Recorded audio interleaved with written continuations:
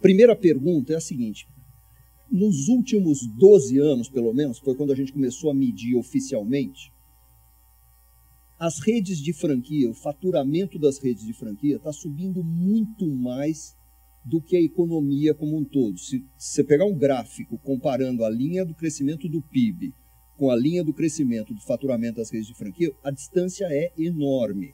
As redes de franquia continuam crescendo e nada indica que esse ano aqui vai ser muito diferente. Aliás, porque crescer menos do que o PIB está ficando difícil, né? A que vocês atribuem isso? Por que acontece isso? Por que as redes de franquias estão, de maneira geral, muito melhores, têm um desempenho muito melhor, mesmo em anos difíceis, se a gente comparar com o restante da economia, com as demais empresas? Marcelo, não existe uma resposta única, né, para essa pergunta tão interessante, ao mesmo tempo instigante, né? Mas eu posso me lembrar de algumas coisas ao longo desses últimos 10, 12 anos que contribuíram muito para que o setor de franchising tivesse um desempenho acima dos demais setores da economia, por que não dizer, ao longo de todos esses anos de forma consolidada. O primeiro deles é que houve, de fato, um crescimento do varejo como um todo, e o franchising está muito ligado ao varejo, porque a maior parte das marcas, né, e dos sistemas são sistemas de varejo, e isso ocorreu, em parte, em função de uma distribuição de renda que houve no país, em que você acabou descobrindo um outro país dentro do Brasil, que é o país do interior. Muitas cidades de 150 a 200 mil habitantes que não estavam no radar das empresas franqueadoras e que passaram a estar no radar, e até mesmo um radar prioritário em muitos casos. Um outro fator é que a indústria de shopping center também cresceu muito ao longo desse tempo. Nós temos aqui o Décio, que teve uma participação importante na ABRAS, que é a Associação Brasileira de Shopping Center, e que também pode contar um pouco parte dessa história. E cada shopping center que abre tem em torno de 60% dos pontos de venda são franquias. Então, como esse setor também cresceu muito ao longo desses 10, 12 anos, o setor de franchising pegou uma carona, né, ou o setor de shopping center pegou uma carona com o setor de franchising e cresceram juntos, né? Um outro ponto é o acesso ao crédito, né? Aqui, a maioria de vocês se lembram que há 10 anos atrás não existia crédito para o varejo, e o setor de franquia conseguiu se aproveitar muito bem de alguns acordos que foram feitos pela ABF.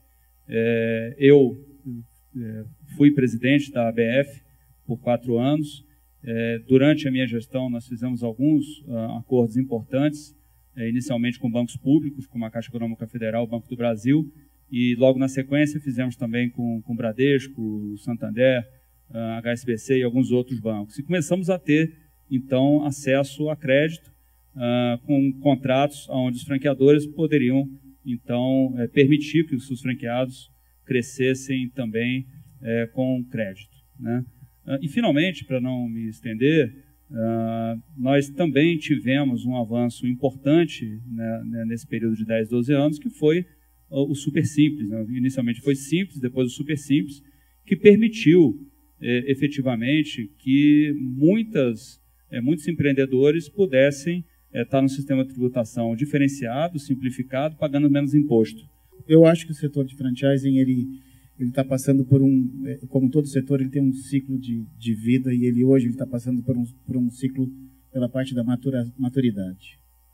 Acho que a gente já viveu o setor do boom, do nascimento, e depois do grande boom, que é aquela época em que 3 em cada 4 revistas de negócio que a gente via nas bancas de revista traziam na capa a franquia, e a gente tinha isso no final dos anos 90, ali naquela época, e as pessoas realmente descobriram o franchising, principalmente depois de 94, quando veio o advento da lei do franchising, a gente teve esse boom das franquias no Brasil.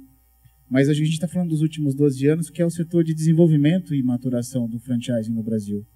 Pelo menos isso foi o que aconteceu no nosso setor e na nossa empresa, no nosso setor de ensino de idiomas e também na nossa empresa.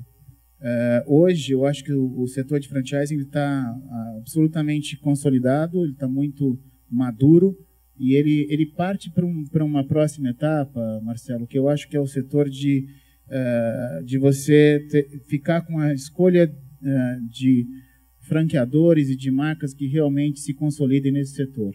Acho que em meio à expansão, o tamanho da expansão que o setor atingiu, a gente vai passar por uma qualificação que já aconteceu, mas também por uma seleção natural que o próprio mercado vai trazer, e eu acho que esse é o próximo passo para o nosso setor, que vai continuar crescendo, como bem disse o Ricardo, a duplo dígito como veio nos últimos anos, talvez a história se diferencie um pouco nos próximos anos ou neste ano, mas a gente vai continuar crescendo, não tenho dúvida, porque o varejo no Brasil tem uma força bastante expressiva.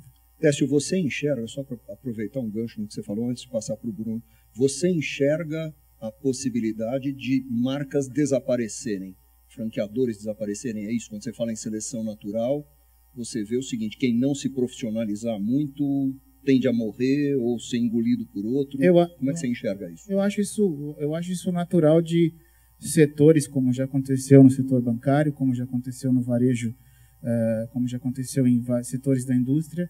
Você tem fusões, aquisições, e você tem empresas que acabam não acompanhando, seja por qualificação, seja por não acompanharem o mercado como ele realmente precisa acompanhar, ser acompanhado, porque uma empresa ela tem que ser dirigida não por um grupo de diretores, mas sim ela tem que ser orientada de fora para dentro. É o mercado que dita. O poder hoje está na mão dos consumidores.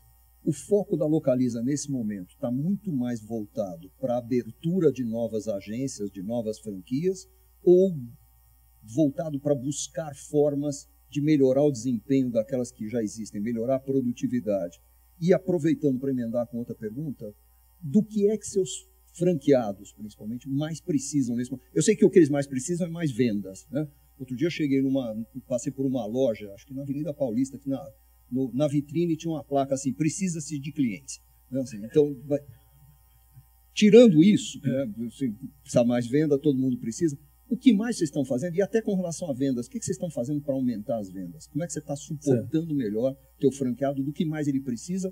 Ou você ainda está focado em abrir cada vez mais unidades? Como é que está? Eu até estava conversando com o Ricardo aqui agora, né? A gente estava falando exatamente sobre expansão. A gente tem um programa de expansão, a gente já cresce, não para de crescer, não para de abrir agências. A Localiza própria, corporação, ela tem aberto agências em mercados onde ela já está. Então está abrindo mais agências em São Paulo, mais agências no Rio, mais agências em mercados maiores. As franquias estão crescendo para ir onde eu estou dizendo, né? Esse mercado do interior que está pujante, está crescendo, o agrobusiness e tudo mais. Então a gente está indo nessa direção. O papel do franchise na Localiza é ocupação geográfica, tanto no Brasil quanto no exterior. Então isso a gente não perde isso de vista de jeito nenhum, está dentro da nossa estratégia, a gente continua crescendo. E o franqueado precisa perceber que está crescendo, ele precisa perceber que está abrindo novas lojas, está chegando novos franqueados, ele precisa ver essa oxigenação na rede. Ele fica meio desanimado se sentir que a rede não está crescendo, né? Então, isso por um lado, assim, a gente nunca abandonou o crescimento, a gente nunca abandonou isso da estratégia. Nos últimos 4 anos, nós abrimos 250 escolas. A gente saltou de 360 escolas em 2011 para as atuais 610 escolas. A gente, obviamente, deu um salto de tamanho, de porte, e inclusive de estrutura do franqueador. A gente estimulou o franqueado nos últimos 2 anos a abrir a segunda, terceira, quarta, quinta escola. E agora a gente está passando por um momento de revisitar a estratégia de gestão interna e fazer o franqueado poder ganhar mais dinheiro, ter mais aluno. O foco de 2015 e 2016 nosso é muito claro, a comunicação nossa com a rede é muito clara. Não que a gente tenha parado de vender franquia de jeito algum, mas o nosso foco é fazer com que vendas mesmo as escolas possa subir e que a gente tenha mais alunos por escola, né? Obviamente, quando você abre uma escola nova, o tempo de maturação dela é um pouco mais demorado de atingir o tamanho de uma escola média do CNA, que é geralmente grande. E aí o nosso número médio de alunos por escola diminuiu nos últimos anos em função de tantas escolas novas no mercado. Então a gente tem um plano de, em até 2 anos, voltar a esse número médio que nós tínhamos de 550 alunos por escola, que caiu um pouco devido a muita escola nova, mas a gente, neste momento, é trabalhar as escolas que existem na rede. Nosso churn hoje de franqueados gira em torno de 2,5%, 3% ano de revenda. Então, a gente tem aí cerca de 15 a 20 franquias que são revendidas. Repasses.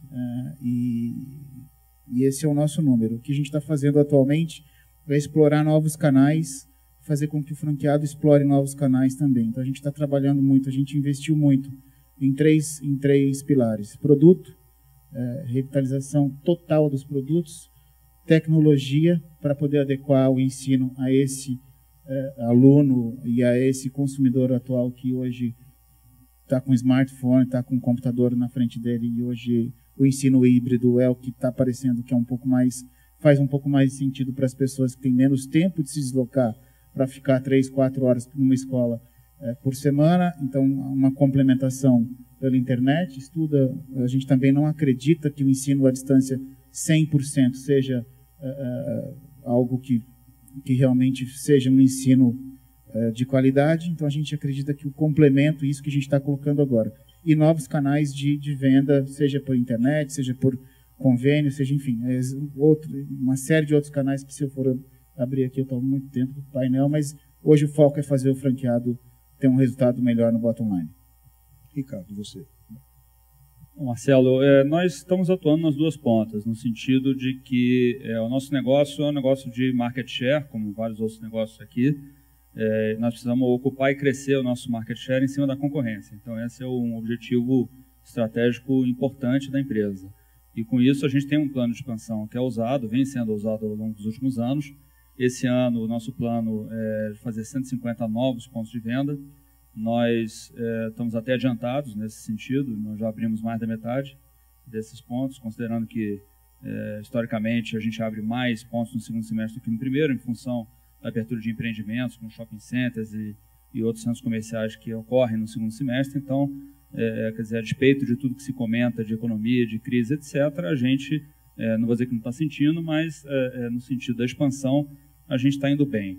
No sentido das vendas, né, e aí dos franqueados existentes e do negócio atual, a gente está sofrendo um pouquinho mais na venda, mas a gente tem uma premissa de manutenção do tráfego nas lojas, porque no varejo é fundamental que você mantenha a sua base de cliente. E nós estamos fazendo isso através de algumas estratégias que não só reforço das nossas campanhas de marketing, guerrilha local, campanha de televisão, e, invariavelmente, num período como esse, a gente tem que abrir um pouquinho mão de margem, né, para poder manter essa base de clientes ativa. Então, a gente tem trabalhado muito próximo aos nossos franqueados, com vários encontros, né, sejam eles regionais ou nacionais, para poder discutir o negócio, poder estar ao lado dos nossos franqueados no momento em que você tem um pouco de achatamento na tua perspectiva de faturamento, que é o que equilibra o negócio no final. O que vocês têm a dizer como sugestão, como dica, como conselho,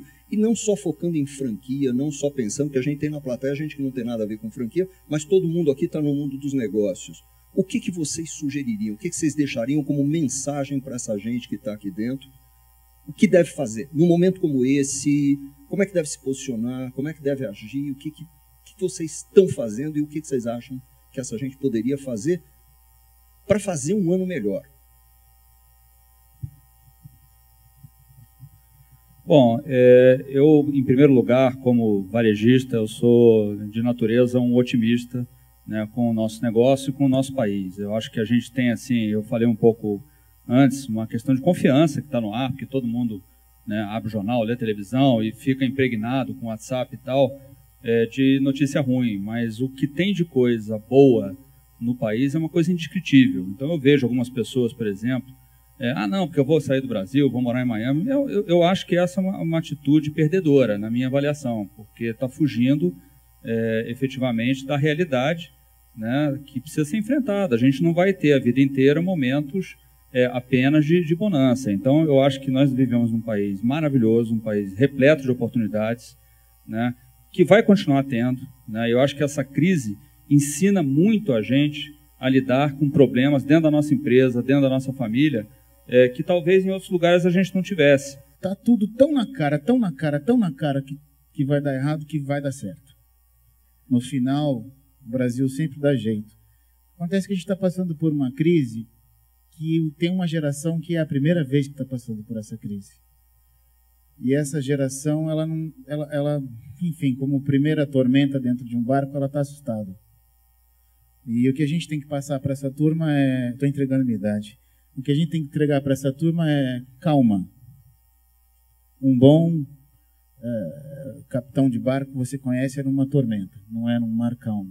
Sim, realmente, não tem nenhuma dúvida que a gente vai sair disso e vai sair muito feliz. E se a gente vê algumas coisas que podem impactar nisso, as pessoas vão continuar comendo, as pessoas vão continuar... Cada vez o mundo está menor, cada vez vai precisar de inglês mais. Né? Hoje, falar inglês hoje, a diferença é quem não fala. Falar nem é diferente mais. Né? Não pesa tanto, mas não falar pode te eliminar de oportunidades que apareçam na sua carreira, onde for. Então, assim, é lugar de carros também. Então, assim, a gente sempre vai ter muita oportunidade. E um dado que a gente estava falando aqui na entrada aqui.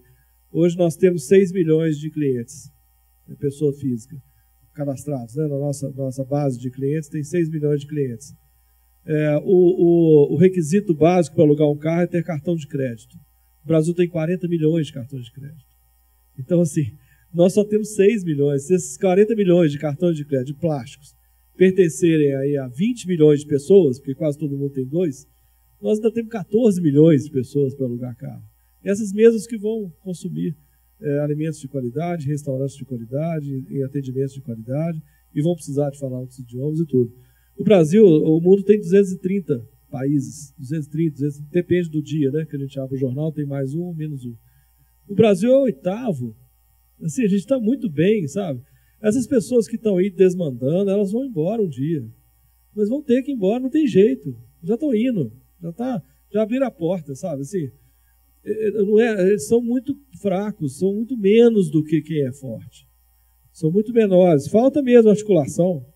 O mínimo de articulação já teria resolvido essa situação de Estado que nós estamos. Né? Então, assim,